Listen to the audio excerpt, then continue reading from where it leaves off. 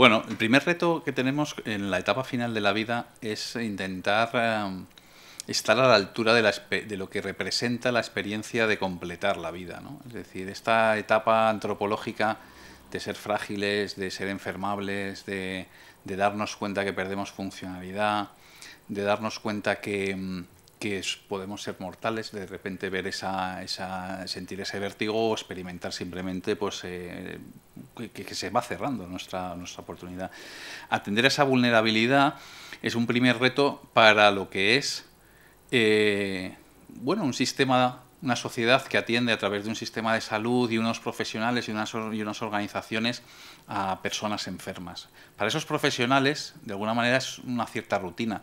Sin embargo, para cada individuo estar a la altura de esa realidad antropológica es una experiencia absolutamente única, para él y para todo su entorno. Entonces, el primer reto ético, lógicamente, es estar a esa altura humanizadora, es decir, a esa altura en la que personalicemos de alguna manera, nos centremos en esa realidad del paciente.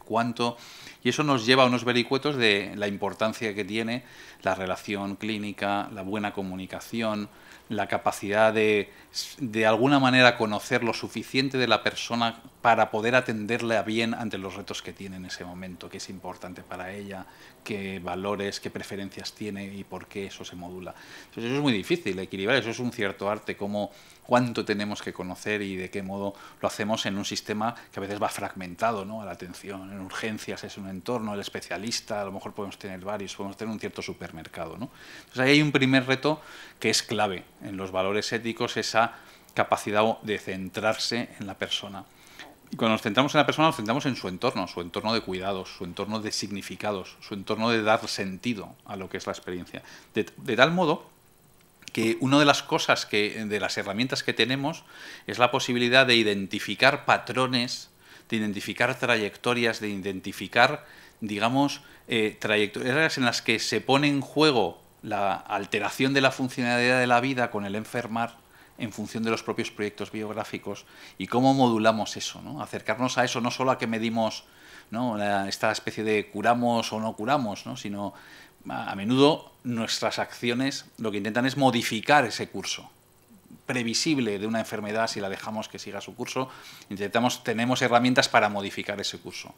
Eso es un importante fin de la medicina, ofrecer eso,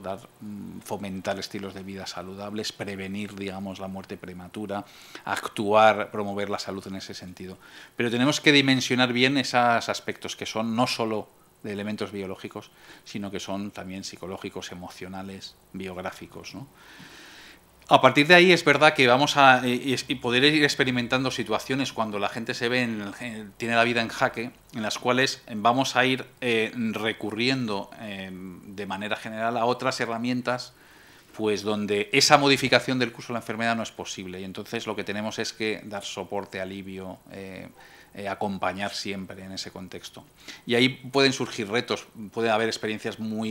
que se vivencien con mucho sufrimiento. Sufrimiento entendido como ese equilibrio entre amenazas y recursos ante una situación biológica o psicológica, ¿no? Y hay que modular ese sufrimiento, atenderlo, intentar aliviarlo. Y eso, como no se puede cambiar muchas veces las circunstancias de la vida, porque ya no podemos modificar esos cursos de enfermedad, tenemos que modularlo con otra serie de recursos, que muchas veces son los significados que tiene para la persona, lo que es importante, los valores de los que se rodea, etcétera. Bueno, hay gente que en eso lo hacemos regular y entonces hay situaciones de sufrimiento que hay que explorar y que llegan como alarmas, como auténticos síntomas de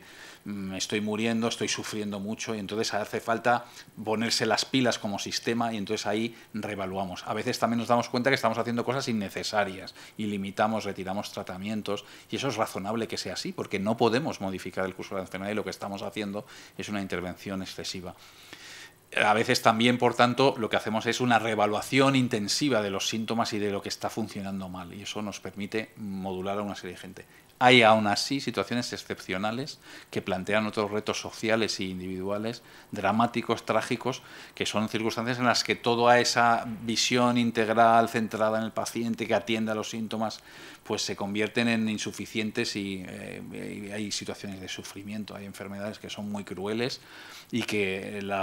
el afrontarlas, pues a las personas, pues que son conscientes de lo que se les viene encima, pues puede provocarles sufrimientos. Y tenemos que entonces movilizar en esas situaciones que ya son un porcentaje más pequeño de todos esos que pueden tener la vida en jaque, pues utilizar opciones que se llaman de último recurso. Y aquí ya la sociedad empieza a tener que jugar con las líneas rojas, con los límites, dónde los traza, qué cosas son admisibles, qué no, qué cosas son excepcionales y son aceptables para un individuo, pero es peligroso regularlas a nivel social y por lo tanto tiene que tener unas salvaguardas para regularlas, para pensar, para contener un poco posibles abusos o posibles excesos de lo que es una línea roja que marcamos, ¿no? Y esos son los debates que tiene la sociedad, casi siempre polarizados y muy emocionales, a veces muy confusos terminológicamente, sobre esas opciones adicionales de último recurso súper excepcionales en las que uno puede llegar a plantear que los profesionales atiendan de una manera médica una situación